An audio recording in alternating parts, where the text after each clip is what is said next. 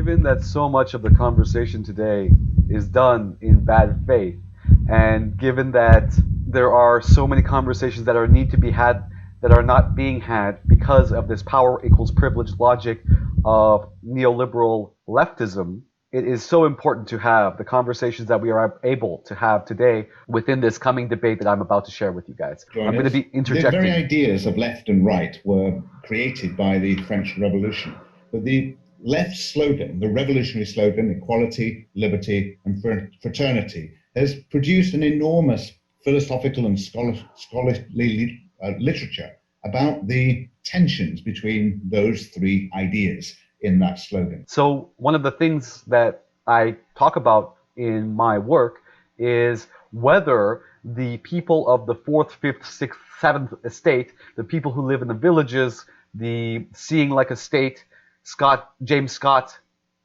perspective, whether those people should be subsumed within the logic of economic capital, or whether those kinds of villager lifestyle, non-economic, non-productive, self-sustaining kind of non-economic, non-monetary kind of ways of living are where the revolution happens, or where the revolution needs to be imposed upon. And that's one of the greatest things that I'm arguing, right, is that Marxism is a certain solution for a certain disease. It's for the city itself. It's a cure for a city itself, not a panacea. And today we're going to be talking about one of those tensions between equality and liberty, whether they can be reconciled, whether they have competing demands. Is equality and partiality necessarily always something which is going to pull in different directions? Equality is a lie in the modern first world. place. There's no equality. The freedom to speak. Does that yield to the demands There's legal of equality and to respect for diversity? But there was never any we've got equality. When panelists, feminists say start with Ella Whelan, equality between a commentator and freelance journalist. When feminists say equality between men and women, I mean, are men and men equal to one another? It doesn't matter, right? It doesn't matter for them that men and men are not equal to one another. So these are the introductions, and you can take a look. This guy's a rapper.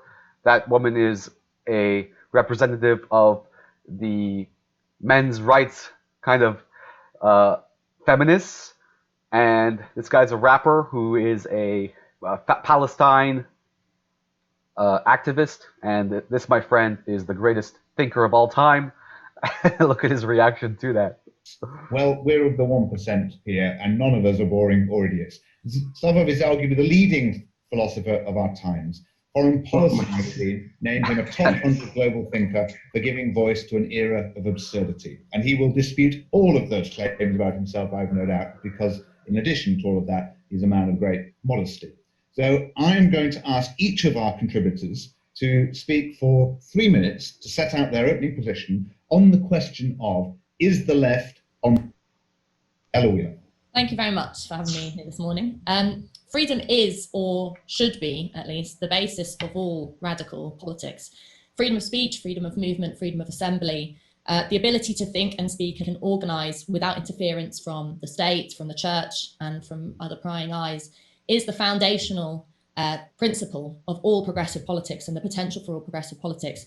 And I think that today's left, or what's left of it, you might say, does not understand. I think that's key. It's not that it doesn't believe, it doesn't understand that a defense of freedom is this foundational principle. And so it's not that it isn't on its side, it's that it's not even near it. Today, freedom is considered by the left, or the liberal left, as a threat. It is the fear and loathing that was once held by conservative or right-wing or reactionary groups in the past, the fear of what masses might do if granted freedom or if demanding freedom, has been adopted by today's left in the form of bans and restrictions on speech, in the form of desires to manage how people interact with politics, manage how people interact with each other, and basically cast a veil of mistrust over everything that we do, this deep fear of what publics might do if they are granted freedom or given freedom or take freedom. The motivation. So if the left have moved away from freedom, they've also moved away from democracy, and I think that the two are very intrinsically linked, democracy being, for me, another foundational principle of any kind freedom of and democracy politics. Are Instead of Raymond championing Boyce. the importance of democratic Democracy engagement is duty. from everyone, from the cashier to the commentator, from the plumber to the professor, the left, or what's left of it now, have a kind of intrinsic desire to try and hand over political power to a top layer, a different unaccountable elite from the past of experts, technocrats, and managerial behind-the-scenes tinkerers who try to manage and massage how publics interact with politics and how they politically engage. I mean, Brexit, I'm going to bring up the B word, was the key way in which this deep-seated hatred, actually, of any change to the status quo came to the fore in the last few years. The liberal left have abandoned, and I'm using the word liberal left because maybe we can get into what we really think the left constitutes anymore, but the kind of classic liberal lefty, lame, pathetic work position denies this idea of radical belief in freedom, because I think they've given up on the idea of there being any kind of potential for collective politics. They've given up on solidarity. And this is why the main political view today held by the left is identity politics in different shapes or forms. Some people call it woke, I like to call it, I think it's identity politics at its root. Because what the idea of a belief in identity does is completely negate the possibility for freedom. If you go into the identity politics argument that you can only engage in a certain political idea if it fits in with your identity, me as a woman, you as a man, standpoint as a gay epistemology, person, as a straight person, whatever it is, black or white, then the potential to transcend the limitations of your own narrow identity is impossible. There is no potential for freedom. Give up, move on. We're going to be talking about historicism, ahistoricism. There are still those of us who want to use terms like left and right because it's a way of understanding politically where you position yourself or where you hope to position yourself. But I think these things are becoming defunct, and actually politics is becoming a lot more complicated, and the lines are blurring between those old distinctions. But if we want to crucially regain a left politics that champions the political desires of the working class as a radical transformational force, if we want to look at how to actually change society rather than just tinkering around the edges, we have to regain or reform, reconstitute, and maybe not even anything, just create a belief in freedom to wake up from this kind of middle class nightmare that we're currently, never-ending nightmare that we're living in, and prioritize a belief of freedom as a foundational principle from which everything else springs. Thanks. Okay, Ella, thank you very much. A really vivid and clear opening for us. Lowkey, let me come to you for your 3-minute pitch on the question, is the left on the side of freedom? The cancel culture practiced by the state and private companies is far more dangerous to freedom of speech than students on Twitter armed with nothing but a hashtag, righteous indignation, and an NUS no platform policy. Really existing cancel culture may It's not just that they are armed with hashtags. They're armed with the abuse button. This is abuse button, and they do it en masse. Okay, and they see abuse everywhere because they are vicariously traumatized, like Lowkey here. Lowkey, you can see his inability to deal with his own trauma in all of his emotional rhetoric. You can see it here. And we're going to be talking about his debate with Zizek coming up. Right, but it always smashes left. The victims of really existing cancel culture are not relentless cretins like the eugenicist Toby Young or the failed musician Lauren Fox, who are routinely cancelled upwards into 6-figure book deals and TV contracts, or given £5 million to run as the mayor by Tory party donor Jeremy Hoskin. The 1930s British Union of Fascists made the same argument that their freedom of speech was being curtailed. Oswald Mosley, at the same time that his son and the Teddy Boys were firebombing houses in the area that I live, were claiming they were being deprived of freedom of speech. Enoch Powell is still hosted by the BBC to broadcast his Rivers of Blood speech. Nick Griffin claimed that the BNP were the free speech party from BBC Question Time. If the left really practiced any meaningful form of cancel culture, Alistair Campbell, who was proven to... So here we can see that he's also following in with the party line here, the party line of the left, that there is no cancel culture, that cancel culture is actually a right-wing thing, when we are not taking responsibility for our own contributions to the destruction of the public sphere and the privatization of our emotional labor. Please check out the work called The Paranoia of a Modern Conflict of the Faculties, the discussion between philosophy and psychology that's happening now. To be a warmonger would not be cancelled into Good Morning Britain or be the advocate for mental health that he is allowed to be today. In fact, the Office for Students, the government put together the Joint Committee on Human Rights in 2008, did an investigation into free speech issues in university and found it did not find the wholesale censorship of debate which media coverage what academia says. As Mike Cronin noted in the 90s, fascism did not die in 1945. Main problem that people have is with the NUS and their no platform policy. The NUS put it this way: we support freedom of speech, thought and expression, but NUS opposes those who attempt to utilize this freedom in order to remove the freedoms of others. Affording racists and fascists a platform helps them in their search for credibility to promote their messages of hate, which in turn can lead to violence against those they target. The core issue is that a culture of deplatforming, all it does is create a culture of platforming straw men instead. Check out urbandictionary.com, platforming straw men. That's my definition right there.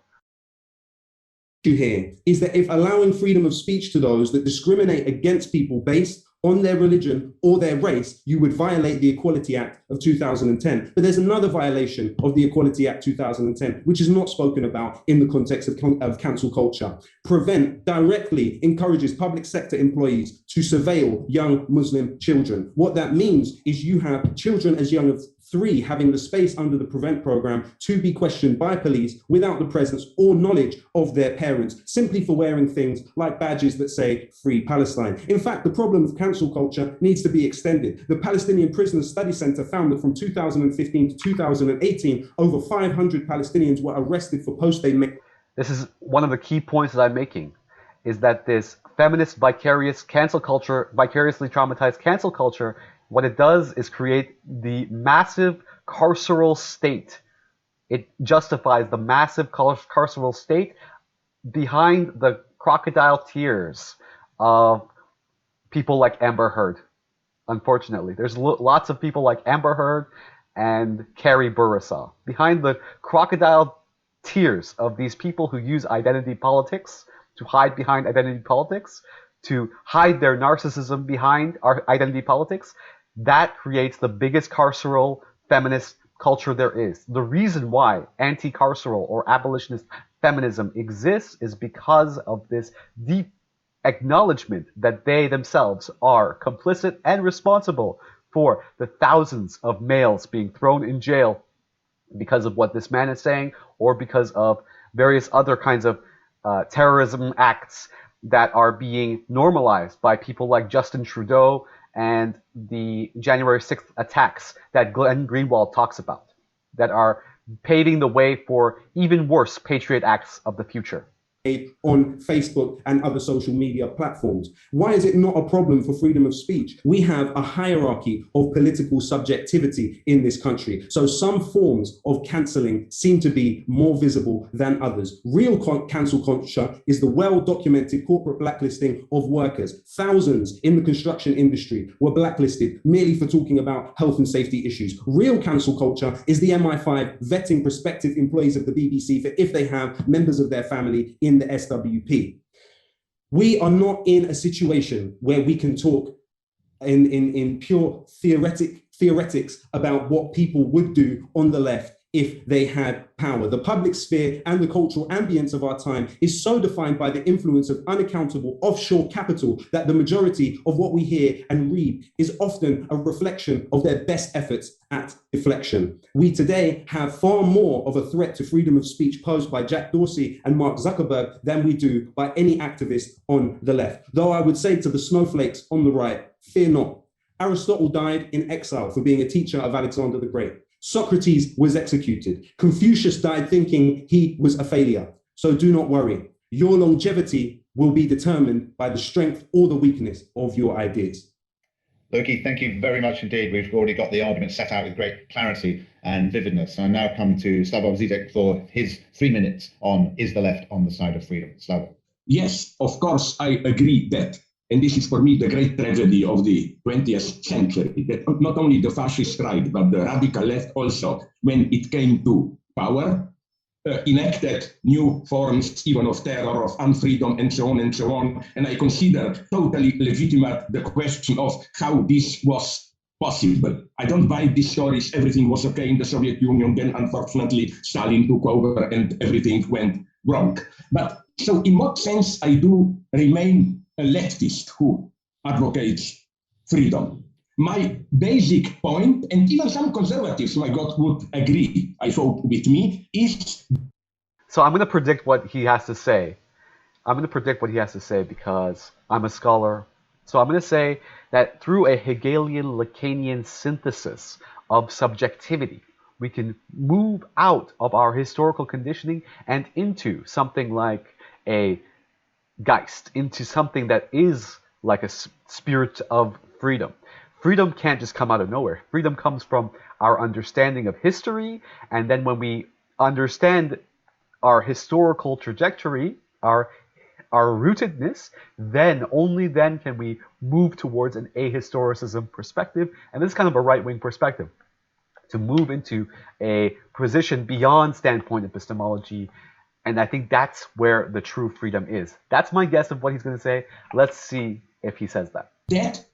That freedom has to have a material base. I don't mean this vulgar Marxist way of he's going back to the Vivek Shiver thing. Okay, you are free, but to exercise that freedom, you always, that's the paradox of freedom, have to obey certain rules. The most metaphoric example, we are free in our thoughts, but to freely think, articulate what we want, we have to perfectly master the rules of language. I don't want to live in a situation where I have to learn or invent the rules again and again. Obeying the rules of language is the basis of freedom. To think. Then also, of course, we have to extend this on the social level. In order for us to feel or enact freely, there are so many things at the level of what German calls Sitten, customs. Like you walk along the street, you should be relatively sure that others will also obey the same rules of politeness and so on and so on. Ritual. Then I can move further, of course, to the social economic domain, how state agencies function and so on and so on. And here, agree with the point made by the last speaker that we shouldn't get too focused on what I would have called the explicit ideological stances, freedom and so on and so on. Look at the material practice. The examples mentioned of actual unfreedom are for me precisely examples of, and this is for me crucial in debates today, what Hegel called Sitten, mores, customs, which are not just explicit rules, but the implicit rules which tell us how to act in a certain situation. We can have formal freedom, but you in the UK have MI6, other mechanisms which de facto underprivilege or exclude other people. This is what, for me, the reality of ideology, of ideological exclusions, and so on and so on. Freedom has to be grounded in a complex set of unwritten rules which are acceptable. Now let's go into a conversation, the four of us. One of the So this is why I think that ritual is incredibly important. Ritual is a position, a liminal position, where the question of freedom and collectivity and individuality, of duty, all come together in this kind of these preconceived even ideas of what our daily interactions are like. That, I think, is a really good understanding of how Zizek tries to frame what Ella is saying. Ella is actually the over-ideologist here. She is rooting in this ideal of freedom that we don't really know exactly what she's talking about. It's like a right-wing. It's kind of interesting to have Ella and a deep philosophical thinker versus these practical thinkers, I guess, to be not nice to say them. Okay. Great things that philosophy does is clarifies the terms. And an idea of freedom is incredibly capacious. I mean, there are so many different conceptions of freedom. And as we've already discovered, freedom of every conception also conflicts with other ideas. And there's lots of goods that we're trying to achieve. So let's just drill a little into what we mean by freedom here, because there are some competing ideas. So Ella, you said very notably, you said that the left at the moment denies radical freedom. And they've sort of collapsed into identity politics. Can you just give me a little bit on what you meant by that term radical freedom? Well, so the phrase that gets used is freedom, no ifs, no buts. That's one of the slogans that the magazine I write for, Spiked Online, uses, which makes people feel queasy because their imagination immediately jumps to the worst case scenario. And of course, freedom of speech is inherently risky and dangerous and sometimes unpleasant and sometimes sick-making, because if you do allow people the freedom to say and think whatever they like, there's always going to be someone in the room that comes up with something that is that you disagree with or is even abhorrent. And the important part of why it's radical to defend that very absolute and principled view of freedom is because of the power of actually the thought that Lowkey finished on, which is that the longevity of any political argument has to be based on the strength or weakness of that argument. My version of this is that in a world of contingency, if you're talking about longevity, if you're talking about how long a concept can stand, you're really talking about a right-wing perspective. Right-wing enforcement of tradition is all about the fact that something can last a long time. This is a right-wing perspective, both of them. So what is the difference between the right and the left? Is one idea is that the right is one that defends tradition, and left is that which wants change. But in a world of contingency, what is lasting is ever more valuable. That's my own formulation. This is what my formulation of what they're trying to say.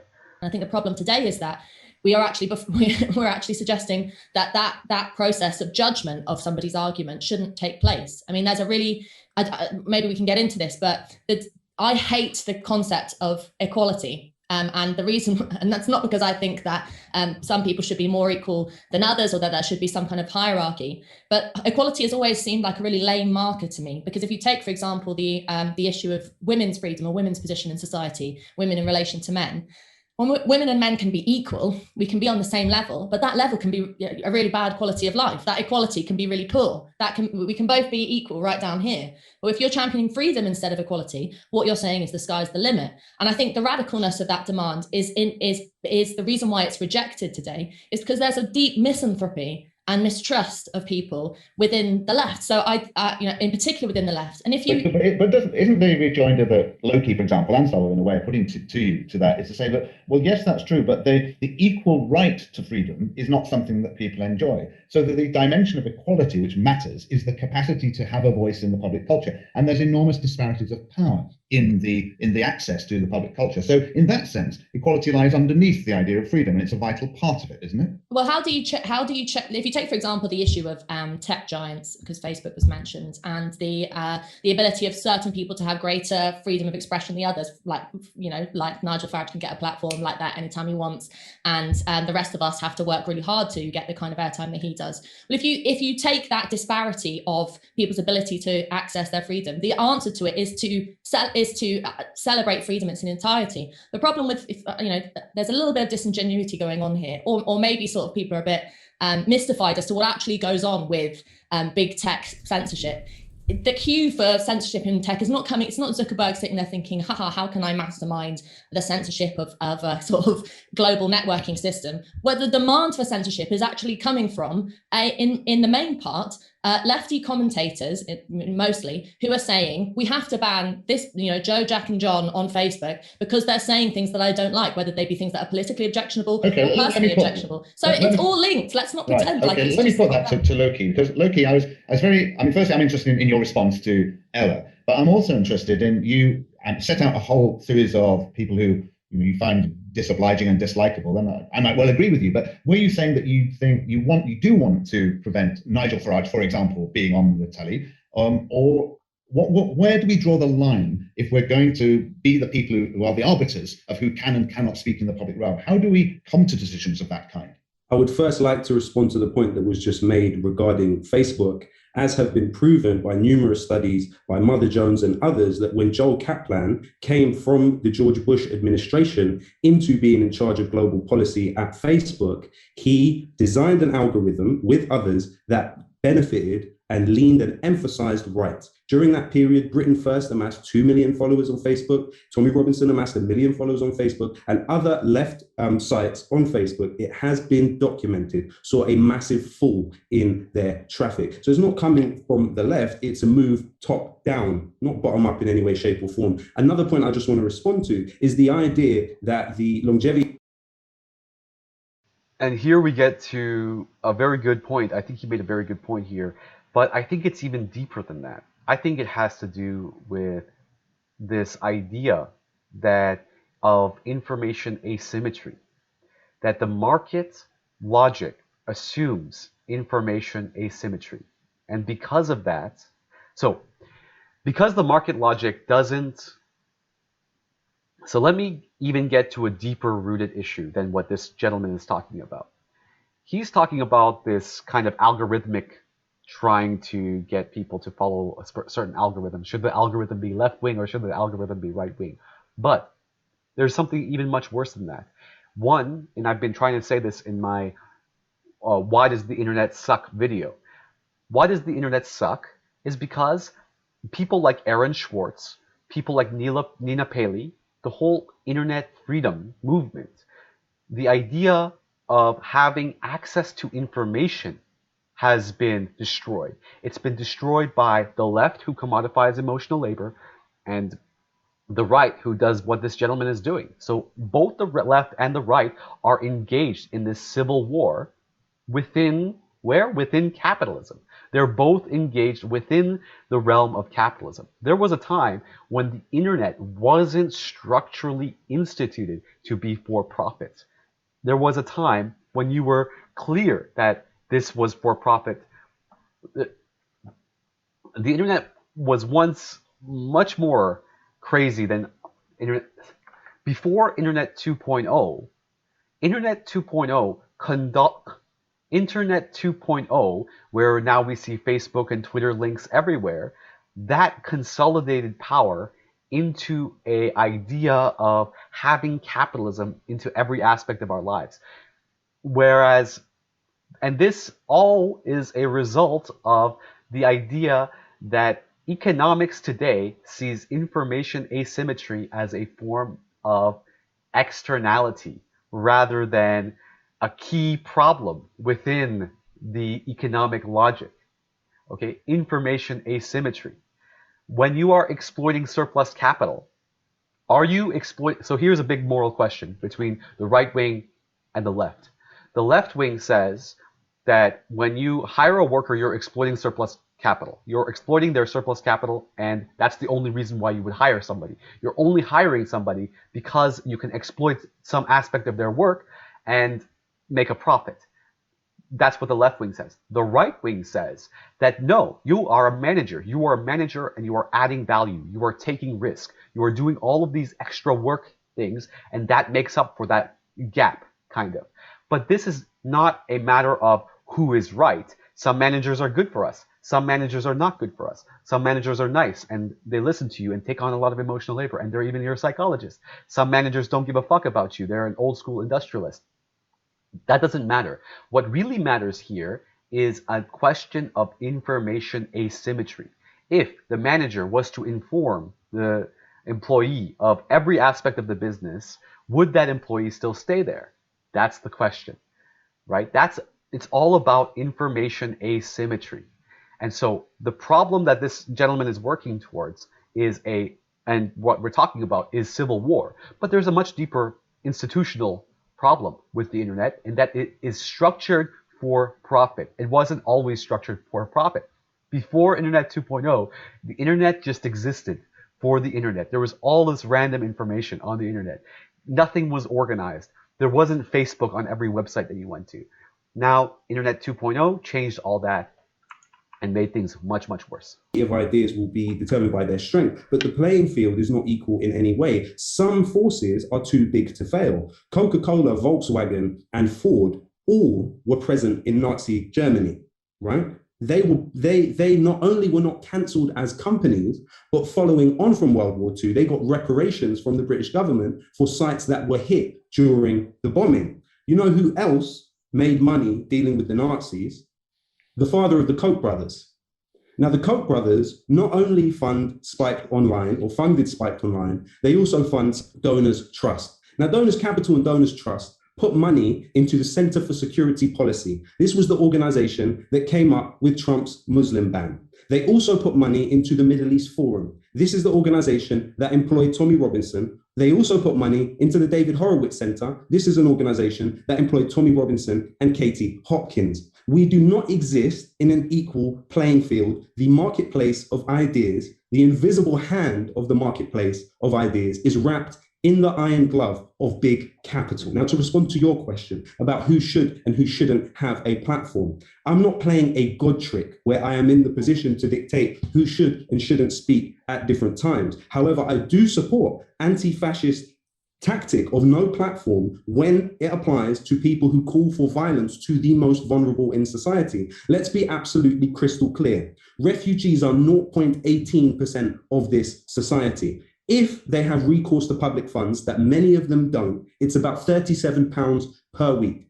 Who is the bigger cost to the taxpayer? 0.18% of the society who are refugees, or people like Rupert Murdoch, who some of those on the panel have written for in The Sun and The Times, when he went 11 years without paying any corporate tax, despite getting billions out of this country. This is about deflection. This is about ideological weaponry in the marketplace of ideas. Okay, Slavoj, can you pick up where Lowkey left off? One of the things you said is very interesting. You talked about the unwritten rules of freedom. And I'm interested in what are the rules here, the written and the unwritten rules of freedom. What did you mean by that? Sorry if I will go too much into theory, but I'm more and more convinced, having contacts in Japan, in China, in India, Latin America, in the West, that what makes every civilization is the combination of written and unwritten rules. It's never that everything is explicitly said. To belong to a certain community means to know the unwritten rules, how to use the explicit rules. And sorry if I'm boring you with this, but what fascinates me, it's how there are violations in both directions, and there we have to look for violence. And I will go to an example, which will go, I hope, in the direction of you, Lowkey. Isn't it so typical, this always fast, how on the one hand, in every civilization, you are given something is prohibited, but silently you are solicited to violate this prohibition. Not only the obvious example, Trump and the extreme, even anti-Semitic right, and so on, but numerous other examples, especially in sexuality. Something is prohibited by paternal authority, but the message between the lines is, if you are a man, nonetheless, do it discreetly. And much more interesting, the opposite way, where you are offering explicitly a possibility, but on the under silent understanding that you will not use it. So that the paradox is that the most subversive thing you can do is to use explicitly what the state guarantees to you. Sorry for boring you, my big example, the big Stalinist constitution. So all this might seem superfluous, but it's really important to how Ella was framing the discussion about freedom. It's not so simple as radical freedom, blah, blah, blah. I mean, freedom is bound, okay? Freedom itself is bound. That's what basically the argument here is. It's not so like we have this ideal of freedom. Of 35, 36. You know that it not only guarantees multi-party system, but it says if a group... Freedom is bound, but you have to work towards creating... Freedom is bound, but you have to work towards... So freedom requires duty and hard work, ironically.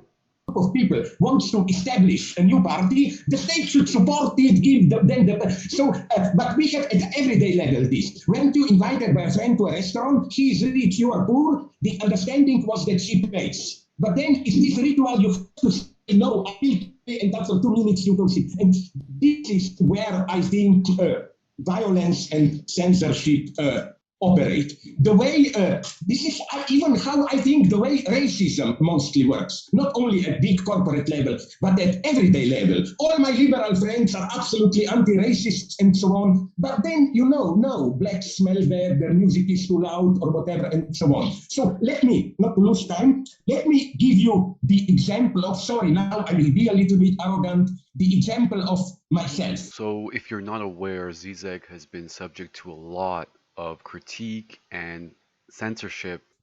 Maybe some of you remember that up till 4 or 5 years ago, I regularly contributed almost every second week the columns for The Guardian. Then you may have noticed I'm out there. Nobody even informed me, just they stopped answering. It was the unwritten rule, I am out. You remember London? So is Ludwig Greenwald. I was out at a certain point. Why? Because of course this is why I'm so excluded now. I practically cannot publish except Philosophical Salon and The Unfortunate, Russia today in what does it help me when you said, oh, I'm famous, blah, blah, blah. Okay, look at me where I can steal a people. Since this set of unwritten rules, now to give you the ultimate example, maybe you remember, when was it? I think a year and a half ago, a big, when I defended Jeremiah Corbyn, a big attack on me. I was called even by some agencies the leading anti-Semite of the West. At the same time, I was attacked by the opposite side. But what I'm saying is that nothing happened at the explicit level, in the sense of I'm informed, I cannot do it. Just all of a sudden, I smelt it, I learned, I'm out. In accordance with you, Ella, I'm against identity politics. So this is what he's talking about. He said it before regarding the ban about the ban. It's not simply that we have a list of keywords that we're not allowed to say the N word, we're not allowed to say the R word, continue. We can't even talk about the ban itself. But you know why? Because I think it's a more subtle argument, I'll be very brief. It secretly fits the white racist agenda. Because you reduce the other. I know the white people liberal rule is the more you... Guys, this is everything I'm arguing right here. People make it seem like hypergamous women will settle for abuse just because a man makes a lot of money, which probably isn't true for most women. Depends on how much. It is an emotional labor cost-benefit analysis. This depends on how much privilege that person has and how much abuse you are willing to take. Right now, there's a game. There's an absolute game happening within right-wing pickup circles. The idea is that you date a feminist and you realize you fuck them so good that you make them not follow their own ideals anymore. So you start slowly saying you're racist and sexist shit to them, and then see, because of how good you fuck them, will they hold on to their ideals, or and stop dating you, or will they continue to be with you because of how good you can fuck them? And obviously the answer is the second one, over and over and over again. And I've talked about this with regards to how the rituals of sex are the number one way in which these neoliberal ideals, where we treat each other as objects, where we treat each other as, because there is a 1% of men who are going around and creating a culture basically of using people, and because people are so traumatized from this 1% of men who are fucking and dumping people, basically the whole discipline of psychology comes down, and because those 1% of men have all of the power, they have all of the privilege, they are actually able to enforce this culture upon us, this culture of using people, of treating people like a means, of treating people as a means to an end rather than an end to themselves. So for a longer discussion of that, please take a look at my Biopolitics of Sex video.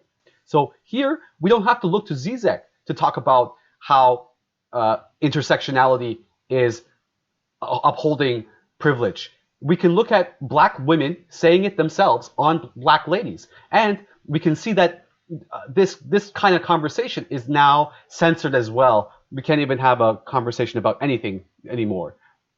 It's really crazy. All this censorship culture does is maintain privilege. That's it. And that's what, in a way, all three thinkers are actually saying from different perspectives. Marginal, small, the more you should be respected, but which means the more you should be limited to your identity, to your particular cultural identity. White liberals who apparently dismiss themselves, no, we are white, guilty for everything, colonialism, blah, blah, nonetheless reserve for them this global position where they give their identity rights to others. You know who gave me the greatest lesson here? In India, where I visited the lowest of the lowest. Those of the untouchable who clean dry toilets. And I said, what is your program? And they told me, not our identity, but we don't want to be what we are. We don't want our identity. We want to be universal, and so on. So that's my problem again with identity politics. So here's where I actually kind of disagree with Zizek in a way. I think that it is through particularity, through our localism, where we find our roots towards the universal. It is not towards a universal outside of particularity. In fact, I think that we need to go even further into our localism. So, for example, for these untouchables to study their own history, if they ever get a chance, if they ever have that privilege, what would happen is that they would realize, or at least from my understanding of Indian history, is that these forms of solid hierarchies were reinstated by the introduction of the British Empire into what was a very amalgamous, very mixed, in a society that had many, many different types of religions and theologies and spiritualities and mantras. Within this mix, what happened was when there was an outside force that was much more powerful, these ideas had to consolidate under what we see now, which is the Hindutva. And if you look at my Ritual Traces series, you will find that argument made from the perspective of Gayatri Spivak. So take a look at my Ritual Traces 5, 6, and 7, somewhere around there is where I start talking about Spivak. And that Spivak criticism of this point is actually, again, we come back to a Derridian criticism of Zizekian subjectivity, which is the greater problem I have with Zizek. It's kind of a methodological problem, although I ultimately agree with Zizek's conclusion that we should all be participating or contributing into or being responsible for, in fact, a universal frame of reference. A universal frame of reference that is not a civilizing mission, however, as it is now.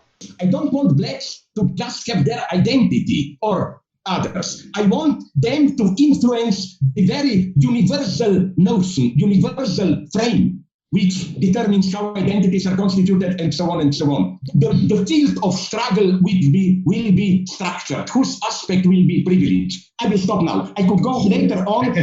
Why am I so fanatical against identity politics and these politically correct regulations? To a large extent, for me, they are a perfect example of this, how to make big bombastic rhetorical changes without really changing anything. And who is the leading figure of this? Is Roxane Gay. Roxane Gay is absolutely the leading figure of this. Say one thing feminism, do the other thing feminism. Because, why? Because it's too much emotional labor. Because of the history of patriarchy, I will choose to remain fat. because of fat phobia. This is Roxane Gay, who is the leading. Okay, Roxane Gay kind of feminism destroyed solidarity. Okay, because of her trauma, because of her vicariously spreading her own trauma onto the rest of society. Big question which has arisen in all three of your contributions is this tension between unlimited freedom on the one hand and the demands of justice and fairness on the other. And there's a sort of, there's even though you're all coming out from different views, there's actually quite a convergence, because very good. In one sense, Ella, would you say that it's true that in stressing so much on a form of identity politics, the left is now incapable of voicing the old injustices that it came into being in order to articulate? I would go further than that, because I think that maybe we need another debate to define what the left is anymore. Yeah. But what did you say? What do you mean by the left? What do you? I mean, there are people who hold left-wing views, like myself and the people on this panel, who have certain views when it comes to the way in which you would organise society. But then there's, I think, when most people who aren't sort of engaged in political debates all the time, or as a career, like some of us are, ordinary people on the street, when they think what is the left, they might think the Labour left, they might think the Liberal left, and it's this kind of incredibly middle class, incredibly hostile to the state, hostile to change in the status quo kind of group that has actually, I think, moved away from any notion of what the left once was or should be, which is an organized, a group of people who are interested in organizing around and championing working class interests, radical working class interests. What would you say working class interests are in that sense? What is the gap that's grown? If you take, for example, something like Brexit, the Brexit vote, which is both much maligned and much fetishized by lots of different people, but at its heart, what happened in 2016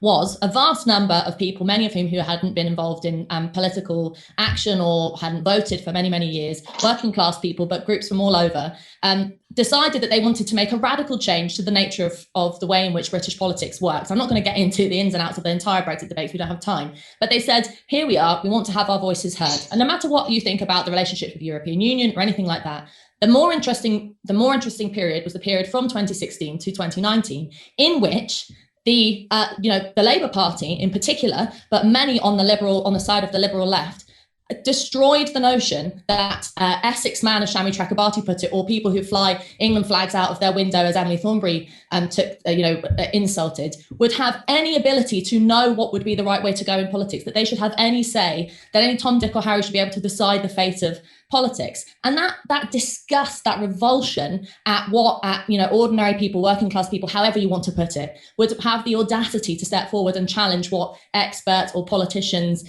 or banks, because let's not forget on the side of the anti-Brexit side was a whole host of the political, what you could call the political elite, would have to say was out of the question. And I think what was inherent in that is it was a deep-seated fear of any change to the status quo. So the problem with identity politics is, Slavoj has said it's that it's radical in the wrong way, which I would agree with, but it's also that it is fundamentally about a refusal of changing anything bigger than yourself. Is the real problem there the attitude? Because I, for example, I voted to remain, but most of my family voted to leave. They live in what we now call a red wall seat. I completely understand why they did. I'm certainly not disdainful of any of them. And so, but however, I strongly disagree with what they did. And it is possible, in fact, it's vital, isn't it, to have that argument. It doesn't have to then collapse into some sort of insult. There is no argument. People's inability or stupidity or something like that. No, but isn't it funny that it did? And isn't it funny that it did on such a large scale and from predominantly from the Labour Party? I mean, the great tragedy of someone like Jeremy Corbyn, who in my mind had so much potential, was that he failed at the crucial test of actually having the courage to bring his Euroscepticism to the fore and lead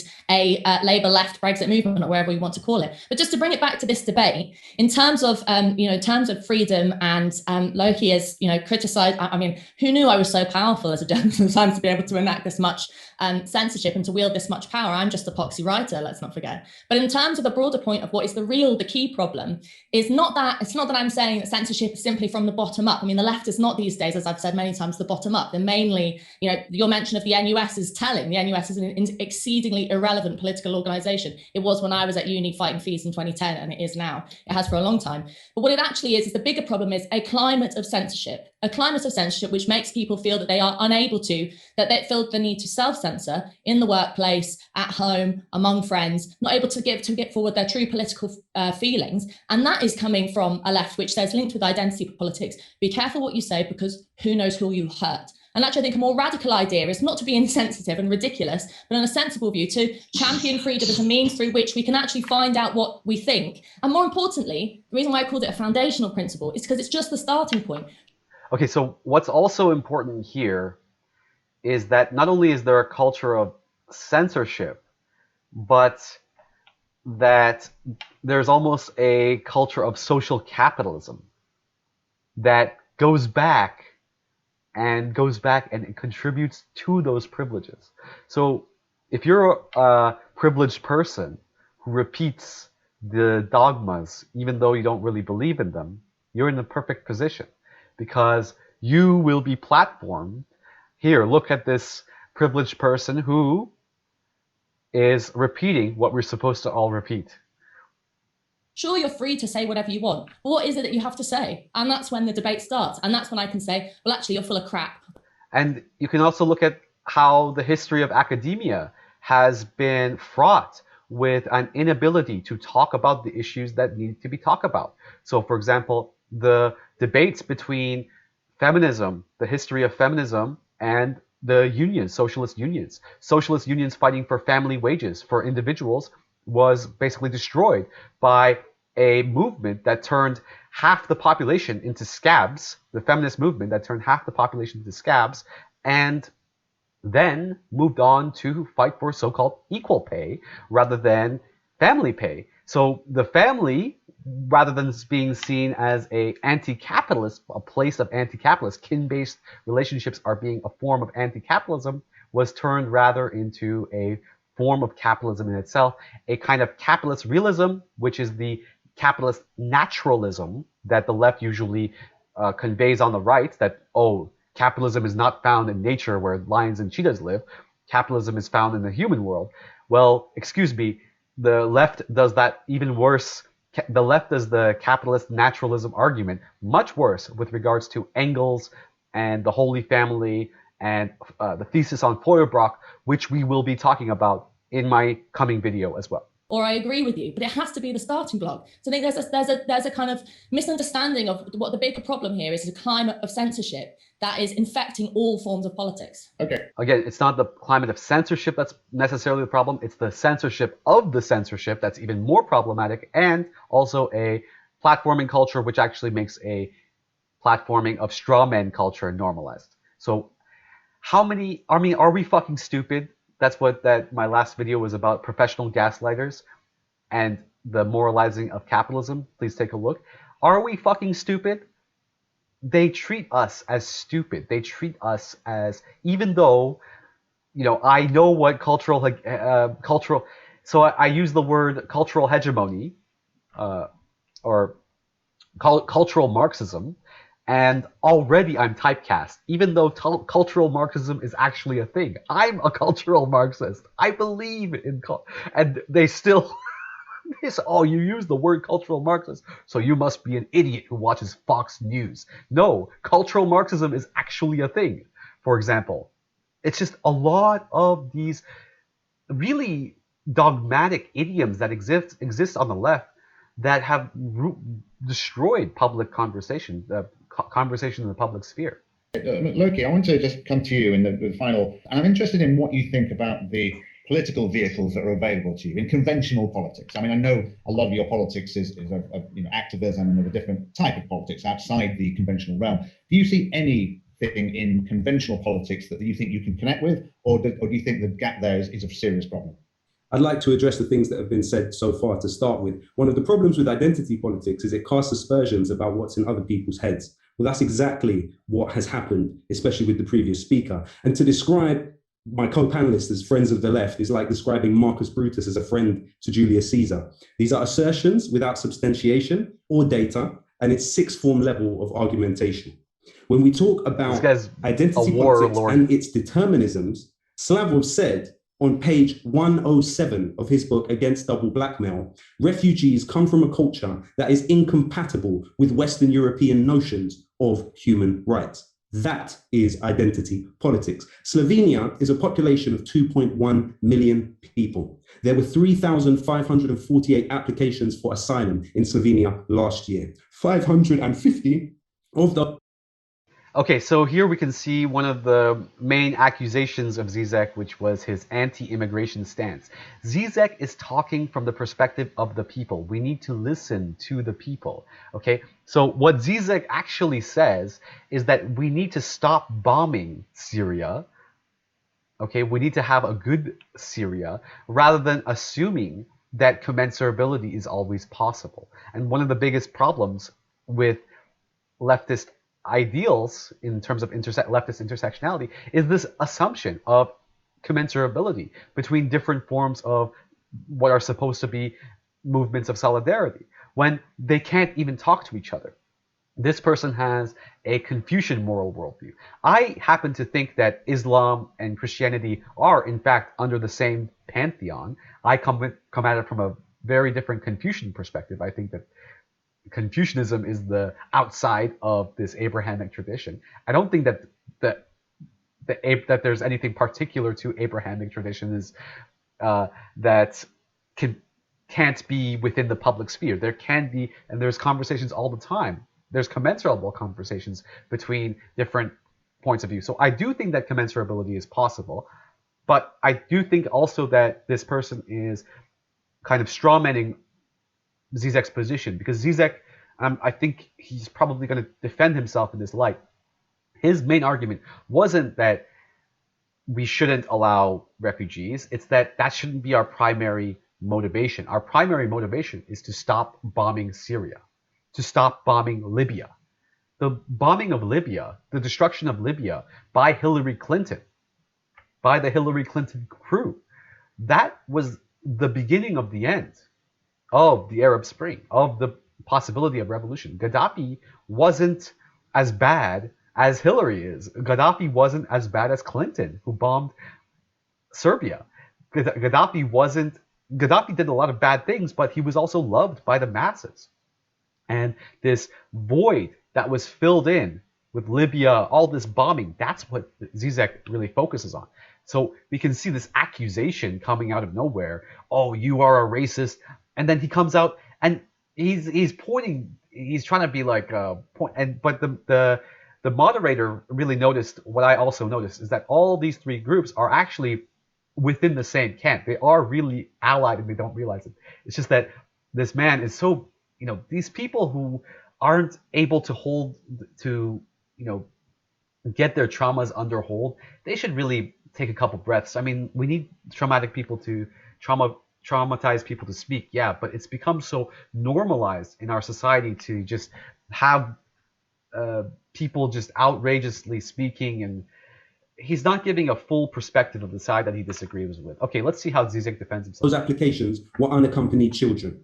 There's a rejection rate of 70% and only 87 people got refugee status. Now, a question to ask here, when considering Perry Anderson, who understood hegemony well, Slovenia? It's merely in the night of our ignorance that all alien shapes take on the same hue. When we look at the EU as having 35,000 people across the last few decades die trying to enter, to talk about the incompatibility of them culturally is to dance on the watery graves of those who died. Well, let me put that to Slavoj. Let me put that to him, because that's quite a big thing to say, and it's directly about the question of identity politics and freedom. So, Slavoj, do you want to respond to that? Yeah, first, please don't make me in any sense a representative of Slovene politics. I'm here totally excluded. We have now in Slovenia radical right-wing nationalist. Yeah, what does Zizek have to do with Slovenian politics? Which is even slowly outcasted by European Union. I refer to them as part of the new axis of evil. Slovenia, Hungary, Poland. Second thing, nonetheless, and here probably we will disagree. I think this is already too much of a liberal trick to make the problem to make openness to the refugees the main test of how open we are, and so on and so on.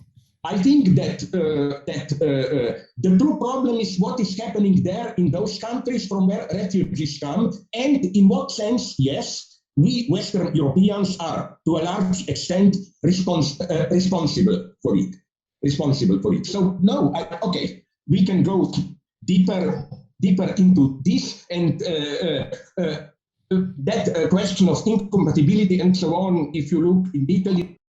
In fact, I think that if you look at a lot of Iranian, Latin American, there's so many different types of refugees that come into the West and become even stronger proponents of democracy than the locals themselves. They become stronger the proponents of Western ideals than the locals themselves. Why? It's because we know what the alternative is, right? We know what real totalitarianism is. Whereas in the left, you have all these tankies who grew up here who have no idea what authoritarianism is, and they're defending the invasion of Russia right now on infrared. Fucking idiots. Thousands of these little boys that are defending the invasion of Russia. And I challenge the leader of infrared to a debate regarding the tanky positions. That is a big problem. Okay, that's one thing. And the other thing is, yeah, I mean, a lot of us refugees who have come to the new world or the Western world, we are the number one proponents that people should be tested before they come here. People should have a test of whether they are proponents of democracy, whether they would die for democracy, whether they would defend democracy. The problem is that even the Westerners themselves don't want to defend democracy. Before World War III, oh my God, I said it even before Ukraine was invaded, nobody thought that Ukraine could defend themselves because the West was so demoralized in terms of defending people having to fight for and die for their country. That goes against the idea of psychological health, neoliberal psychological health. Neoliberal psychological health tells you that you shouldn't sacrifice yourself for love or for community or anything other than yourself, right? And that's basically that idea that is so prevalent within I don't want to say black women communities, but intersectionality communities that refuse to listen to the outside. And that's basically the one note that I showed you guys. Into my book, I must say that I have here my situation is much more precise because I don't automatically argue for the, let's call it, European side there. I just think, and I know it from my own experience. I'm not saying everybody, it's total incompatibility and so on. The first step is to see the real problems. I'm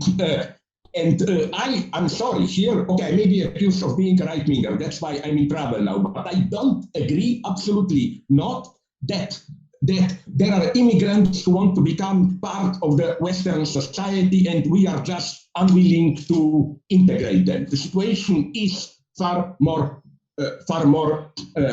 complex. And incidentally, my book, which is hated by some leftists, I know, Against the Double Blackmail, is quite respected. Now it will be translated in Arab countries. But if I may say another thing, when you spoke about before about the working class interests, the problem is today, who is the working class? It's no longer just, if we learned anything in the last years, it's that it's not just the traditional proletarians, wage workers, and so on, working class. There are the permanently unemployed. There are those who are exploited without being directly in the service of a capital, like all those natives whose land is destroyed through fracking and so on.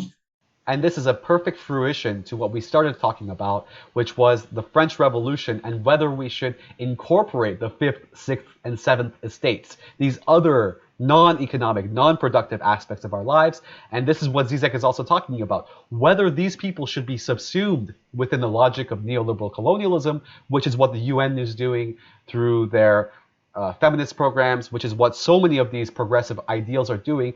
All they are doing is bringing people who have alternative ideas, alternative ways of living, alternative languages into the world economic order and calling that progress and freedom and liberty.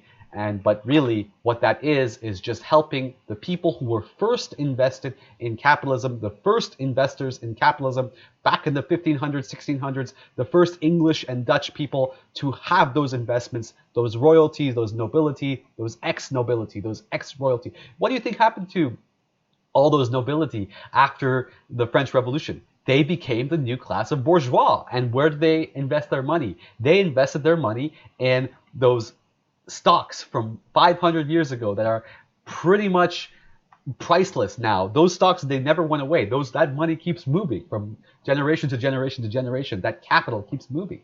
And what happens when you are subsuming the people of the villages today into that is because what you're doing is you are bringing them into basically the pyramid scheme, the most powerful pyramid scheme of them all, which is the logic of the market, the logic of being able to use this kind of transforming every aspect of our lives into cost-benefit analysis, creating what is neoliberal subjectivity, which is our cyberpunk dystopia of the future that we are creating. And hopefully, within this analysis of cyberpunkism, we can see that even within the worst case scenario, even within the ruins of a climate dystopia, overly technologically determined world, even within that world, we can try to carve a collectivity, try to carve collective rituals. We need those daily collective rituals to get us past this ontology of neoliberal colonialism that makes us all so suffocated by this endless cost-benefit analysis that is in our amygdala, this insecurity, this insatiable insecurity that affects some of us more than others. And those some of us, in fact, in turn, start to capitulate and repeat the norms and idioms that the masters want us to.